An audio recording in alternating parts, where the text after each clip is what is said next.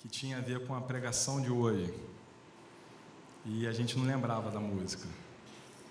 E eu sei quem é que escolheu essa música hoje.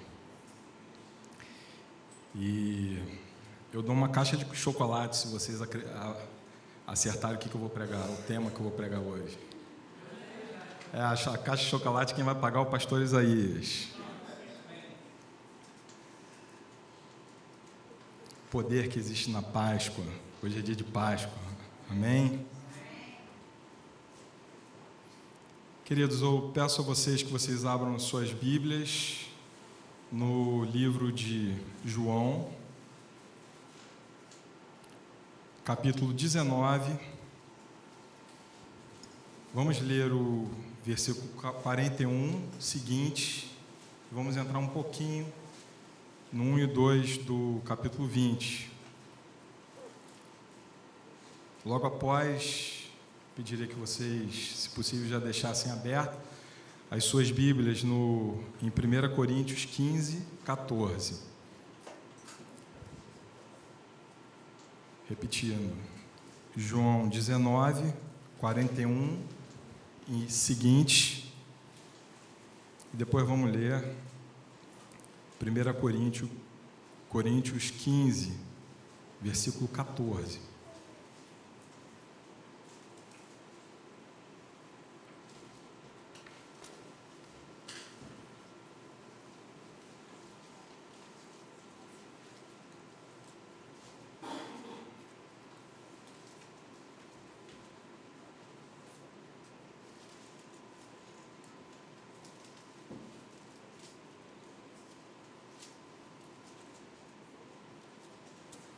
Leamos.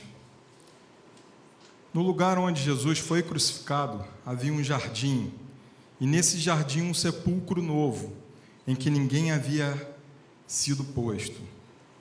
Ali, pois, por ser véspera de sábado dos judeus, ou seja, sexta-feira, e por estar perto aquele sepulcro, puseram a Jesus. No primeiro dia da semana, Maria Madalena foi ao sepulcro de madrugada, domingo, sendo ainda escuro, e viu que a pedra fora removida do sepulcro. Correu, pois, e foi ter com Simão Pedro e o outro discípulo, a quem Jesus amava, e disse-lhes: tiraram do sepulcro o Senhor e não sabemos onde o puseram. Leia-se: o sepulcro está vazio. E em 1 Coríntios 15, 14, Paulo diz: e se Cristo não foi ressuscitado, logo é vã a nossa pregação e também é vã a nossa fé.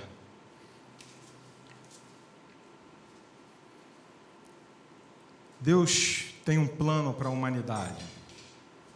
Esse plano foi traçado desde o início.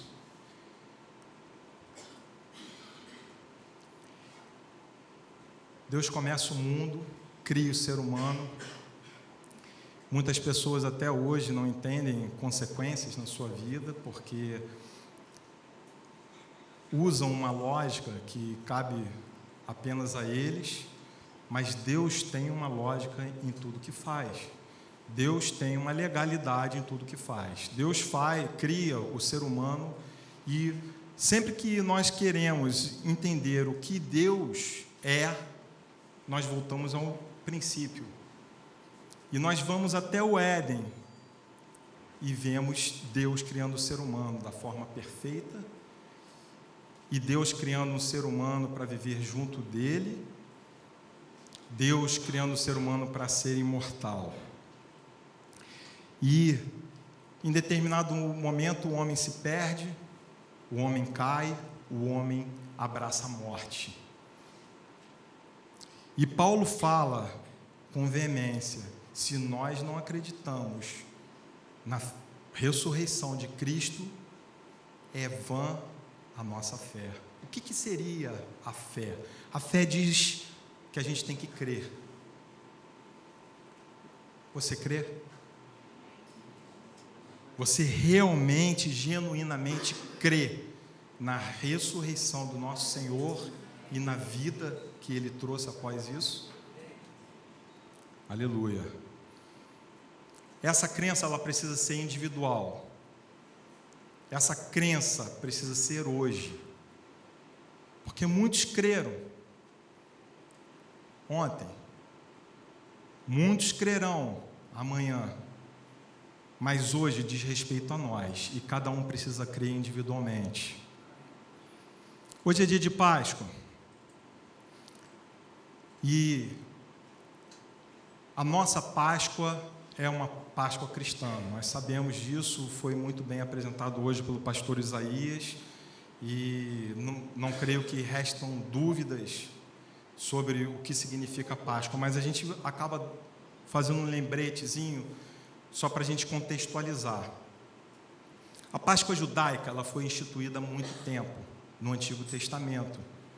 Nós lembramos que foi quando houve a libertação do povo judeu do Egito. Páscoa significa, é um termo que é Pessar, e ele significa passagem, a passagem de um estado para outro. Ali houve uma nova aliança, Deus guiando o seu povo através de um deserto, libertando com mão poderosa, e Yahvé poderoso na frente daquele povo, libertando de um povo que oprimia o seu povo. Nós sabemos que tudo que vai ser dito aqui, não existe novidade nenhuma para vocês, tá? Eu já vou adiantar isso, porque se vocês esperarem algo novo, vocês não terão. Mas eu creio que o Espírito de Deus tem muito a falar no coração de cada um aqui. E isso se busca, como a gente fala, a ressurreição se busca individualmente. A ressurreição de Cristo é a chave. Vocês sabem aquela chave que a gente vê, eu não sei se é, de repente, os pré-adolescentes, né, que são meus alunos, eles de repente podem não entender. A gente vê muito nos filmes de Indiana Jones, né? Não sei se é do tempo deles, que são filmes de arqueologia, né? Aí você vê muito aquela chave, sabe aquela chave que você usa que é tipo um objeto que encaixa direitinho num buraco, aí você gira ele e tem uma porta secreta que a pessoa chega e entra, não é isso? A ressurreição de Cristo é a chave para a gente entender muita coisa. Eu falava com a minha esposa, quando a gente procurava o louvor, eu falava o seguinte: chega um momento do louvor em que eu não compreendo como muita gente não explode. Esse louvor, esse último que a gente cantou. E eu não vou explanar agora porque nós vamos falar sobre isso e no final a gente pode até cantar de novo esse louvor. E a chave da vitória, a chave da nossa fé para ser gerada diz respeito à ressurreição de Cristo. Vamos entender o que significava a Páscoa. A Páscoa era a passagem, era uma opressão, era um domínio de um povo sobre o outro, e ali Deus se mostrou poderoso e libertou aquele povo, tirou ele dali com mão poderosa. Não foi um evento só. A Páscoa judaica, ela durava mais ou menos 7 dias, alguns comemoravam em 8 dias, mas o ritual deles, eles relembravam sempre tudo que Deus tinha feito. Então eles começavam com aquela ceia, o que o pastor falou hoje de manhã, que era a ceia que Jesus fez antes, como judeu, antes de falar da nova ceia. E eles celebravam aquela ceia já vestidos, caracterizados, como se eles estivessem indo viajar, porque na Páscoa, quando Deus libertou com mão poderosa, houve ordenamento, como foi falado hoje de manhã também. Vocês se preparem e assem lá o cordeiro e já se prepara o cajado, as roupas para vocês viajarem, vocês vão sair. E vocês, assim como Deus fez com Abraão, ele não falava assim: vocês vão para lá, e vocês vão para o lugar que eu vou te levar. E Deus começa a levar eles. E eles chegam em um determinado momento, todo mundo vai lembrar que eles chegam num lugar sem saída, onde tinha um mar na frente deles. E ali, mais uma vez, Deus demonstra o poder dele, abre o mar e eles vão, caminham naquele mar, ultrapassam e vão embora, e os egípcios ficam. Então, a Páscoa dos judeus, ela muitas vezes comemorada nessa mesma época que a gente comemora a Páscoa, mas não necessariamente coincidente, é uma Páscoa diferente da que a gente comemora. A Páscoa que a gente comemora, ela teve um novo início, que foi com a morte e ressurreição do nosso Senhor e Deus. Pois bem, essa é a nova Páscoa cristã, a Páscoa que a gente comemora hoje. Uma Páscoa que não fala sobre uma libertação política, ela fala sobre uma libertação espiritual que todos nós vivemos e todos nós alcançamos. Naquela época, após a morte de Jesus, e se vocês podem ver mais à frente, no capítulo 20 de João, vocês vão ver que os discípulos não lembravam das Escrituras, e eles não sabiam que Jesus ia ressuscitar. Então, quando Jesus morre, eles perdem o chão. De repente, aqueles homens entregam as vidas para um mestre, um homem que detinha a verdade, que fazia sinais, milagres, prodígios, e que era um homem fácil de se seguir. Esse é o nosso líder, perfeito. Mas, de repente, ele morre. E agora? Para onde vamos nós? E, após aquele evento, eles estavam meio que batendo cabeça. Aqui fala muito bem que o evento aconteceu na sexta-feira, e para quem conhece o ritual judaico, a sexta-feira, no final da tarde, já começa o ritual do sábado. E o sábado é um dia santo em que ninguém mexe. Então, Maria vai de manhã, de madrugada, logo no início do outro dia, que era o terceiro dia, e vai ver o sepulcro, porque ela ia levar os devidos cuidados para tratar, embalsamar o corpo e tal, e de repente ela chega e a pedra está rolada, e o túmulo está vazio. E naquele momento, todos ficam surpresos.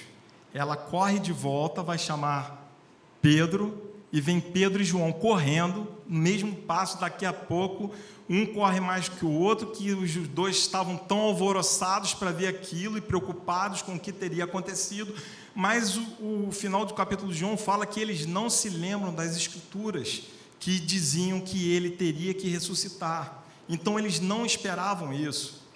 Tanto é que depois eles ainda atormentados, eles voltam e Maria ainda fica lá e Jesus aparece a ela. Após ela falar com dois anjos, Jesus, o próprio Jesus, aparece a Maria. Jesus tinha predito algumas vezes, e eu pensava que Jesus tinha falado de forma simbólica sobre a ressurreição dele, porque ele fala em determinado momento, que ele fala assim, eu tenho capacidade, eu vou reconstruir esse templo em 3 dias. E aqueles homens, os judeus, ficaram perplexos e ficaram até contrários a ele, porque não sabiam o que ele estava falando. Como que um templo que foi erguido em tantos anos, ele poderia ser erguido em 3 dias? Esse cara é um falastrão. Mas eles não sabiam que Jesus estava falando do próprio corpo. E eu pensava que ele tinha falado apenas sobre enigmas. Mas tem uma determinada passagem que ele fala diretamente que ele haveria de ressurgir, de ressuscitar. Mas naquela correria, diante de alguns problemas, de repente eles não tinham notado isso. O importante é que naquele momento ninguém esperava. Mas ele venceu. A gente para e olha para a cruz, e a cruz é o grande símbolo da vitória de Cristo. Porque quando ele fala, está consumado, ali a obra dele já tinha acontecido. mas alguma coisa ia acontecer no terceiro dia, que é algo que não pode ser desprezado, porque está maior de todos os milagres, de tudo que já aconteceu nessa era, em toda a era passada, aconteceu ali naquele momento. Algo que inaugurou um novo projeto de Deus.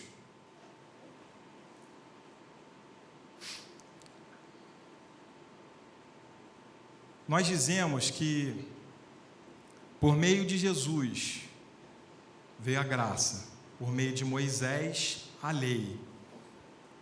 E aquelas pessoas que viviam antes de Jesus, elas esperavam Jesus. Muitos não reconheceram Jesus, mas eles esperavam Jesus. E eles viviam num período de lei. A lei, de certa forma, era um paliativo até que Jesus viesse. Se eu perguntar hoje para vocês, vocês vão me dizer: o que vocês esperam? Eu espero Jesus. E eles esperavam Jesus. Só que eles viviam de forma diferente da qual nós vivemos hoje. Nós vivemos no período da graça. Só que eu creio que, da mesma forma que eles viviam no período da lei, eles tinham a graça. E que nós vivemos no período da graça, nós temos a lei também.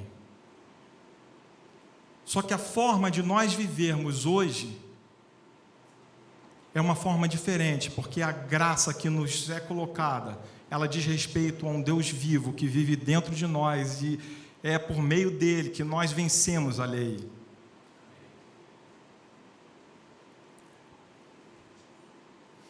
Eu estava falando lá do início, lembra? Em Gênesis, logo que o homem cai, a morte é instituída. E nós vemos Deus falando à serpente que ela seria eternamente inimiga da mulher e da descendência da mulher, e que ela lhe feriria o calcanhar, enquanto a descendência da mulher lhe feriria a cabeça. Isso aconteceu quando? Lá no início. Desde o início, quando Deus criou o homem, que o homem caiu, Deus já tinha programado tudo. E Deus já tinha prometido ali o Messias. Em vários momentos depois, nós vemos figuras do Messias até que ele viesse. Por isso que nós sempre falamos, isso não pode passar despercebido, que tudo é para ele. Toda a Bíblia culmina para Jesus, não para nós. Nós temos às vezes a mania de lermos alguma coisa e voltarmos aquilo para nós, mas tudo figurava Jesus, que viria à frente. E a esperança deles, assim como a nossa, era também Jesus. Eles não sabiam o que era Jesus, não sabiam como era Jesus, mas eles tinham na cabeça dele que viria um Messias que ia vencer a lei, que ia vencer a morte, e por meio daquilo eles iam ser salvos. Sabe por quê?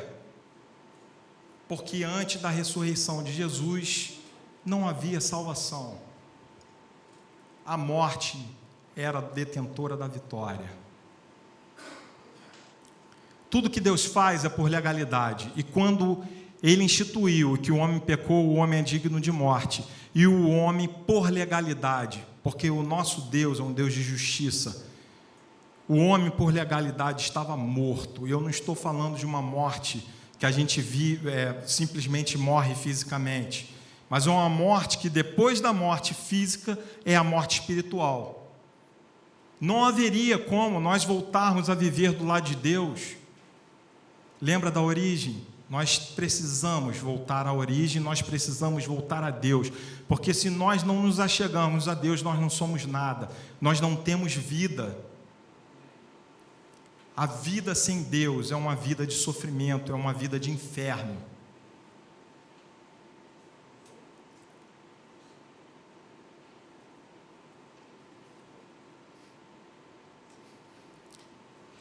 O sistema da morte naquela época, ele funcionava mais ou menos assim.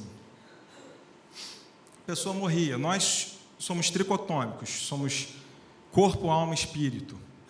A nossa alma formada, nosso eu, a gente morria, o corpo ia para a terra, voltava ao pó, se desfazia. A nossa alma, o espírito voltava para Deus. A nossa alma, ela ia para o Hades. O Hades era dividido entre um lugar de tormento e o seio de Abraão, chamado seio de Abraão. O próprio mestre, Jesus, fala isso, mostra com aquele exemplo de Lázaro. Não sei se vocês vão lembrar, que ele fala que o Lázaro, um mendigo que jazia à porta de um rico, os dois morrem, um vai para o lugar de tormento, o outro vai para o seio de Abraão. Lembram? Então, isso é o que existia antes da vitória. As pessoas que eram justas, elas ficavam no seio de Abraão, esperando a legalidade. Não tinha como elas saírem dali.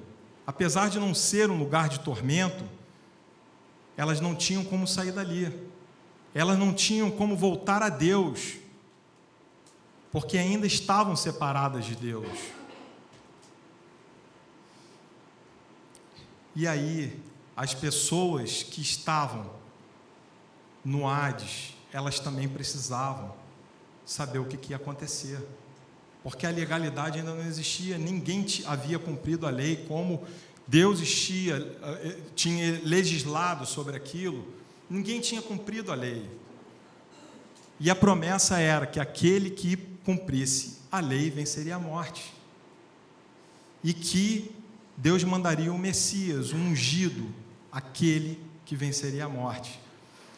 Se vocês forem ler em Salmos 16, eu vou até abrir aqui.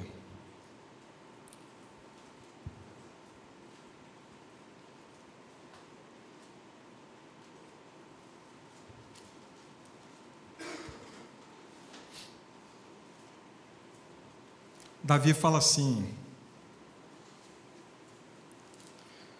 alegra-se, pois, a partir do versículo 9, alegra-se, pois, o meu coração e o meu espírito exulta, até o meu corpo repousará seguro, pois não deixarás a minha alma na morte, nem permitirás que o teu santo veja a corrupção. Davi esperava o Messias. Quando ele fala que o Senhor dele era o Messias, ele esperava o Messias. E aí, naquela esperança toda, Jesus cumpre tudo o que havia sido colocado para que ele cumprisse. Jesus vence a vida, morre sem pecado, é crucificado e morre como um ser humano, uma vez que ele era 100% Deus e 100% humano, ele precisava morrer. E o corpo dele é colocado, mutilado dentro de um jazigo.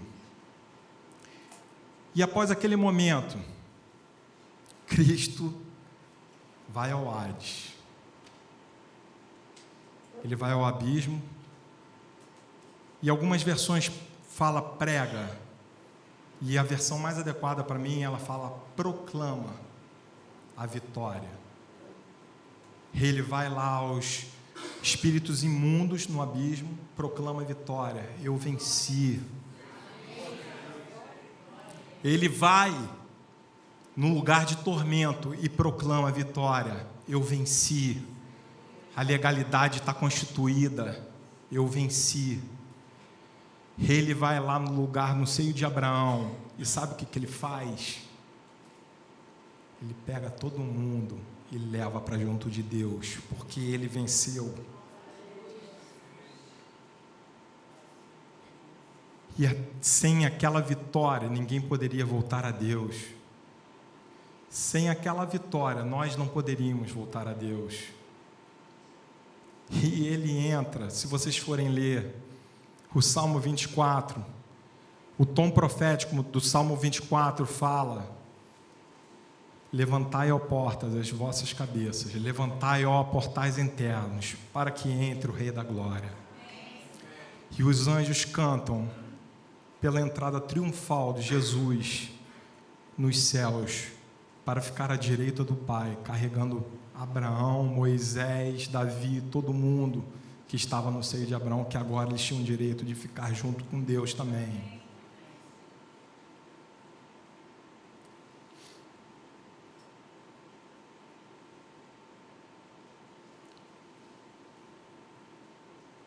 Onde está, ó morte, a tua vitória? Em 1 Coríntios 15, lá para o final,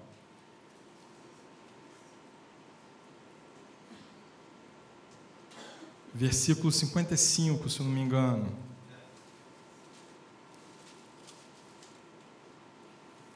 Onde está, ó morte, a tua vitória? Onde está, ó morte, o teu aguilhão? O aguilhão da morte é o pecado. E a força do pecado é a lei, a legalidade. Graças a Deus que nos dá a vitória por intermédio do nosso Senhor Jesus Cristo.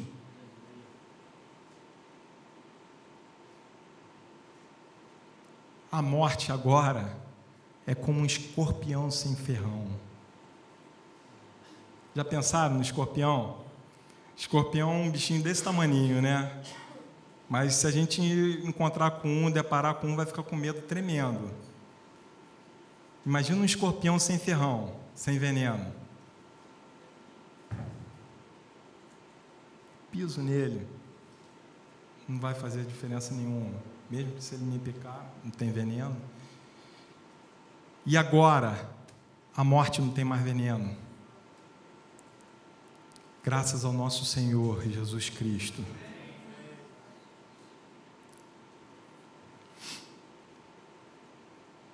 Mas não está encerrado. Por meio da morte e ressurreição de Jesus Cristo, foi instituído um novo projeto de Deus. Nós falamos muito disso aqui, por isso que eu falo também, nem isso é novidade. A gente fala muito do reino de Deus, que Jesus, se a gente for ver Isaías 61, Jesus vira e fala assim: porque me ungiu para proclamar liberdade aos cativos, vida, e alguém deve saber isso de qual é, eu não sei. Mas todo mundo entende isso. Jesus veio para instituir o novo reino, porque quando pergunta ele fala, hoje é cumprida a palavra de Isaías. E mais à frente ele fala, agora o reino de Deus está entre vocês. A nossa vida hoje, nós estamos pisando e calcados no novo projeto de Deus. Jesus ressuscitou e quando ele ressuscitou, ele recebeu um corpo. Esse corpo era um corpo glorificado, era um corpo diferente, não era um corpo de um homem morto, não é diferente, porque nós vimos e nós conhecemos diversos exemplos de pessoas ressuscitadas na Bíblia. Desde o Antigo Testamento, quando Elias ressuscitou, quando através de Eliseu foram ressuscitados. Um homem caiu na cova de Eliseu, tocou nos ossos de Eliseu e ressuscitou. O próprio nosso Senhor, Mestre, declarou a vitória sobre a vida de Lázaro, e Lázaro sai daquele túmulo, depois de 4 dias morto, e ele volta, só que ele volta a morrer depois. Só que o nosso Senhor, ele recebeu um corpo que ele não tem mais morte, e esse corpo é um corpo que foi o primogênito de um projeto que Deus separou para todos nós. Essa é a esperança que nós temos, que um dia vamos voltar e vamos viver com o nosso Senhor Jesus Cristo, num corpo diferente desse, como Paulo falou em Romanos 7. Esse corpo é um corpo que tem pecado, é um corpo de prisão. O corpo que nós vamos receber, que está prometido, que pela mesma fé que os homens esperaram Jesus, nós estamos esperando esse corpo, nós estamos esperando voltar para o nosso Senhor, nós estamos esperando viver na glória. Esse mesmo corpo é o que está prometido para você, para a sua vida. Só que o reino de Deus ele não está só prometido para aquela era vindoura, porque muita gente hoje espera que Jesus volte. Isso é bom, mas eu quero que Jesus volte, só que eu não espero simplesmente. Quando, no final de Romanos, do capítulo, e no último versículo, Paulo fala: portanto, meus amados irmãos, sede firmes, inabaláveis, e sempre abundantes na obra do Senhor, sabendo que no Senhor, o vosso trabalho não é vão. Ele não fala assim: então, agora vocês se segurem na esperança que vocês têm, que um dia Jesus vai voltar e vai buscar vocês, que um dia vocês vão estar esperando e vocês vão subir aos céus. Porque nem isso ele fala. Enquanto ele fala na Bíblia, ele fala assim: ninguém sabe, vai pegar todo mundo de surpresa. E não é para botar medo, não, é para dizer que ninguém vai estar esperando, assim como nos dias de Noé. E enquanto a gente espera que Jesus volte,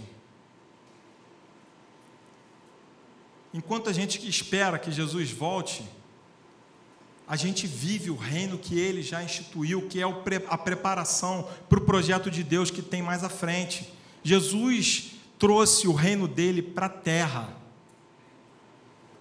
A vida, quando Ele ensina para que nós oremos e falemos: Pai nosso que está no céu, santificado seja o teu nome, seja feita a tua vontade, assim como é nos céus, aqui na terra.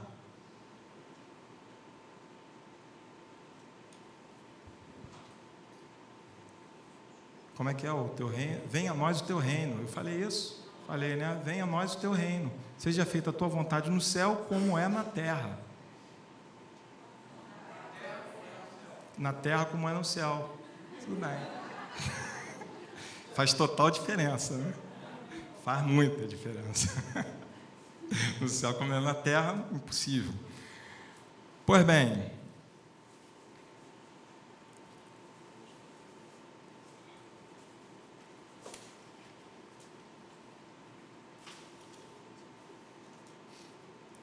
a confirmação da ressurreição nas nossas vidas, ela diz respeito a muito mais.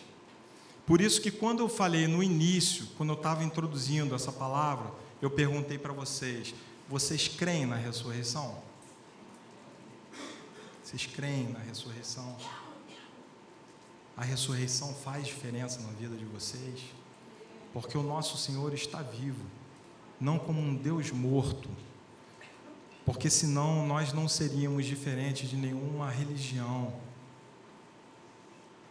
Quando nós estabelecemos para nossas vidas um projeto, ou aderimos a algum projeto, a gente tem uma base. A minha base é essa. A minha base está voltada a essa chave.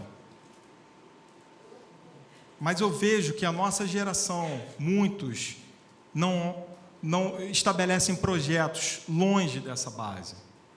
Projetos que não dizem respeito à glória e à existência de um Deus vivo, um Deus relacional, um Deus com quem se relaciona como alguém que está próximo, não como alguém que está longe.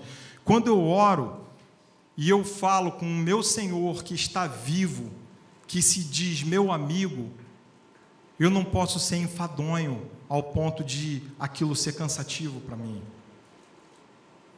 Esse projeto já começou.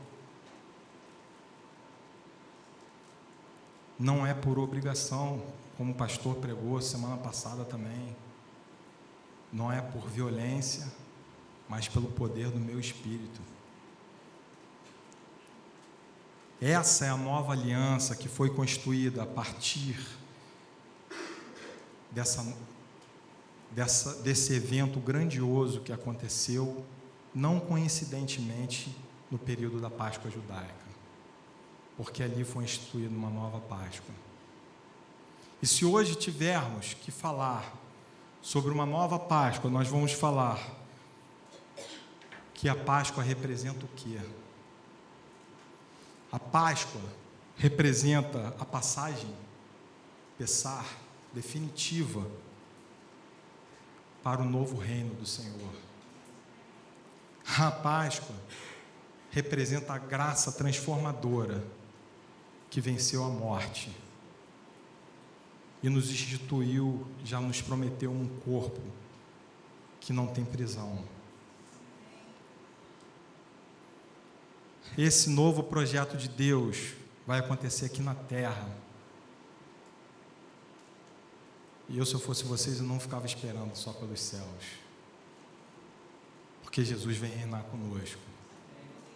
E nós estamos nos preparando para a volta dele, e nós vamos reinar com ele aqui. E a gente fala sobre uma passagem para uma vida espiritual, uma vitória espiritual, de libertação espiritual, não física. Porque os judeus até hoje, eles esperam uma libertação física e política. Nós, muitas vezes, podemos nos enganar e começar a esperar que Deus veio para nos libertar fisicamente.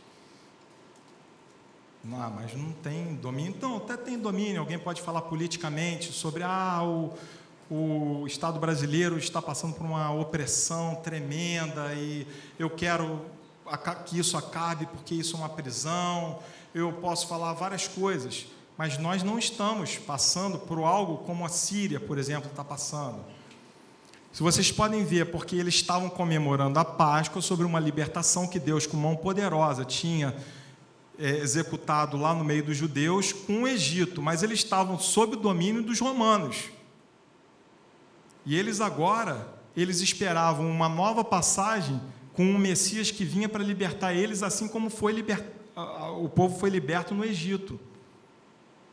E nós hoje celebramos uma Páscoa, que significa uma vitória espiritual, uma vitória que veio para nos libertar espiritualmente, não fisicamente. Então, quando nós olhamos para as nossas vidas e nós enxergamos que Deus representa prosperidade, Deus representa que nós passemos por um problema e que aquele problema não vai só nos afetar, isso não é só a liberdade que... Deus faz isso também, como Deus fez lá no Egito. Mas não é só isso, a principal vitória que de Jesus é a vitória que nos leva à vida, e isso já não está garantido, só que nós precisamos buscar, porque o próprio Jesus falou: eu sou a ressurreição e a vida, aquele que crê em mim, ainda que morra, viverá. E o próprio Jesus, confrontando os seus discípulos, falou que aquele que não comesse da carne dele não podia alcançar o reino dos céus. E muitos acharam aquele discurso duro e foram embora. Muitas vezes hoje nós falamos de Jesus e das coisas que Deus tem prometido, do reino que Ele já tem instituído no meio de nós, e muitas pessoas vão embora, porque essas pessoas, assim como na época de Jesus, não estão prontas para atender o chamado do nosso Mestre. Vocês acham que tem tanta diferença hoje para naquela época? Vou tentar pensar. O povo judeu vivia ainda na antiga aliança, né? Vivendo sob uma lei, só que Jesus estava ali no meio deles. E Jesus chamava: vem. Alguns seguiam, alguns não seguiam. Hoje nós ainda temos a ajuda do Espírito Santo. E ele fala: vem. Vem. Vem. Por que vocês não querem vir? O que está prendendo vocês?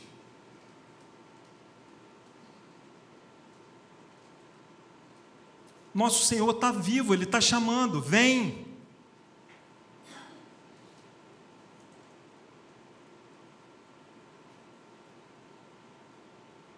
Seu projeto de vida é diferente do meu?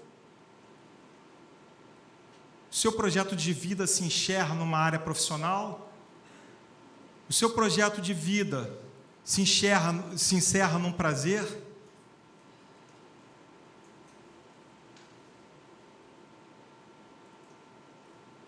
O meu projeto de vida não pode me encerrar em mim mesmo, senão eu não entendi o que significa a ressurreição de Cristo. Deus morreu por nós. Deus, o próprio Deus, veio, encarnou nesse mundo, se humilhou, morreu por nós, mas o Pai o levantou. E Ele hoje está à destra de Deus, esperando por nós. Eu vou convidar vocês de novo a cantar essa música.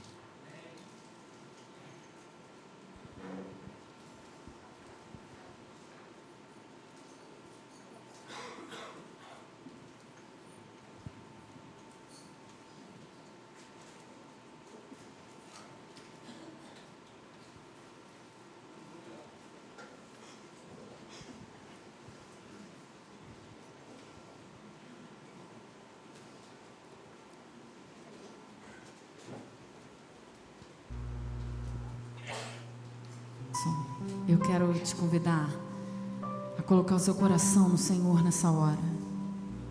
Não somente exaltá-lo e liberar palavras de adoração, mas colocar o seu coração naquilo que foi proposto para nós, como seres humanos, vivermos nele.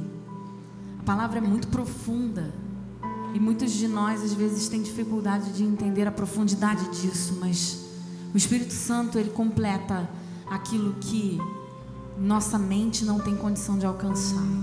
Mas hoje o Senhor está liberando visão, liberando entendimento sobre nós, para que a gente não busque projetos que encerrem em nós mesmos, mas que nos eleve para junto do Pai e vivamos de verdade o que os céus desejam que a gente viva, para que a gente não fique mais humilhado nessa terra, esperando a volta de Jesus, porque a gente não aguenta mais viver aqui, mas que a gente entenda que o nosso papel, se estamos vivos, é cumprir que o reino dele venha sobre nós e que a terra viva o que os céus vivem.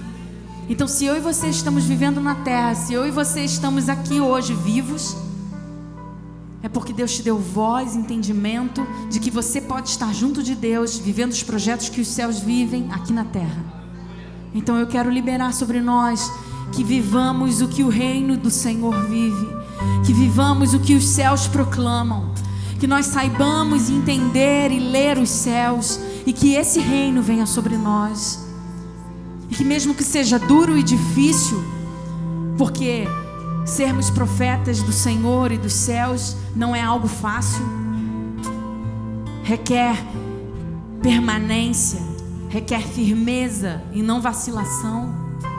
Mas os nossos pés, quando estamos juntos do Pai, caminham o que o Pai caminha. E não há fraqueza, não há tristeza, não há angústia que possa nos separar desse amor. Faça aquilo que o seu coração deseja agora para o Senhor e diga: Pai, entra em mim, Senhor, eu quero viver o teu reino aqui na terra.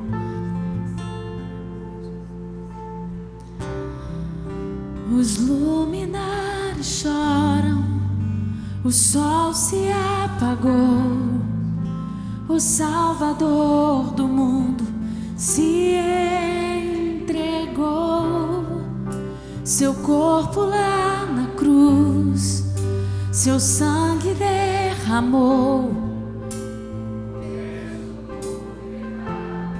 Ele levou.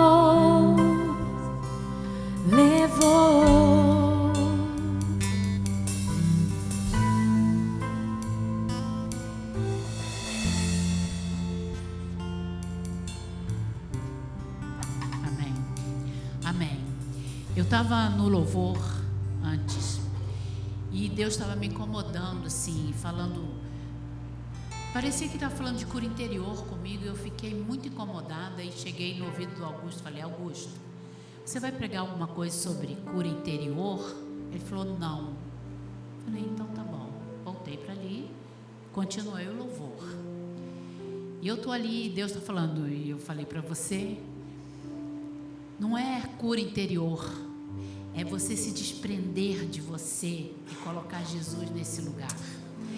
Se você está sendo o centro da sua vida, se você está preocupado de ser centro na sua vida, porque eu preciso ser isso ou aquilo, eu preciso ganhar tanto para que o meu futuro, esquece.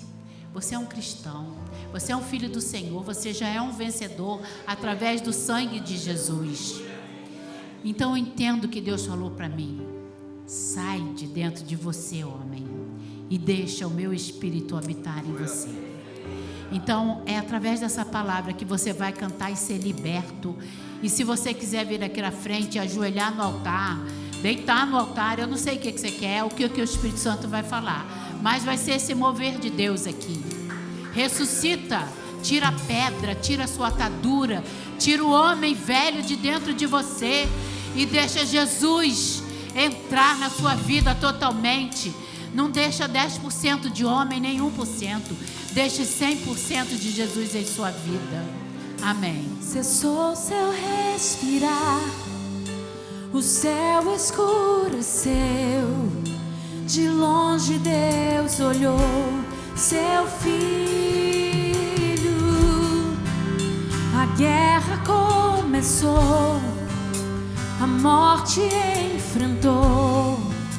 Todo o poder das trevas vencido foi. A terra estremeceu, sepulcro se abriu. Nada vencerá seu grande amor. Ó morte, onde estás? O Rei ressuscitou. Ele venceu para sempre, para sempre. Exaltado é, para sempre adorado é. Ressuscitou para sempre, vivo está, vivo está. Para sempre exaltado é, para sempre adorado. Jesus ressuscitou, Ele vivo está, vivo está, vivo está. Eu quero incentivar você a vir ao altar. Se você tem algo dentro de você que nem você sabe explicar o que é, mas de uma coisa você sabe, que falta o fluir de Deus. Tem alguma coisa que te prende. Em alguns momentos você está alegre, mas só em alguns momentos. Você não tem aquela alegria constante que perdura. Tem alguma coisa que te prende. Falta o nascer verdadeiro. Falta o Senhor quebrar as cadeias de algumas coisas que estão dentro da sua vida, que nós não sabemos o que é, mas você pode vir aqui, nós vamos orar por você. Eu já quero autorizar as pessoas que possam vir aqui orar pelas irmãs que já estão aqui à frente, estão acostumadas a vir, o grupo que está acostumado a orar. E eu quero incentivar, porque neste momento o inimigo nos coloca uma vergonha para nós não sairmos do nosso lugar. Mas deixa eu te dizer, meu amado, nós não estamos preocupados se virão 20, 30, 10 ou 5, mas nós temos a certeza que se você vier, você será liberto. Mas se você ficar, você não está sinalizando para Deus. É isso. É para você entender. O seu passo é importante. Deus não pode dar o passo por você. O passo que você dá, você que precisa dar. Em nome de Jesus, pelo poder que há no sangue de Jesus, Ele venceu a morte. Enquanto Augusto estava pregando, eu estive ali pensando, Jesus estava dentro da tumba, dentro do túmulo preso. Ele estava no túmulo preso, e ali dentro ele foi transformado. E quando ele foi transformado naquele corpo glorioso, o túmulo, a pedra, não pôde mais detê-lo. não teve condição. O que significa isso, meu amado? Quando Jesus ressurge dentro de você, nada poderá te deter, nada poderá te segurar. Você tem o poder da vitória por aquele que fez isso em você. Note isso. Você só vai saber se você então se entregar completamente e primeiro morrer e disser: Senhor, eu estou aqui de braços cruzados para dizer: faz em mim o teu querer. E é isso que eu quero incentivar. Você venha até o altar. Eu tenho certeza que o Senhor tem algo especial nessa noite. Aleluia. Sempre exaltado é, para sempre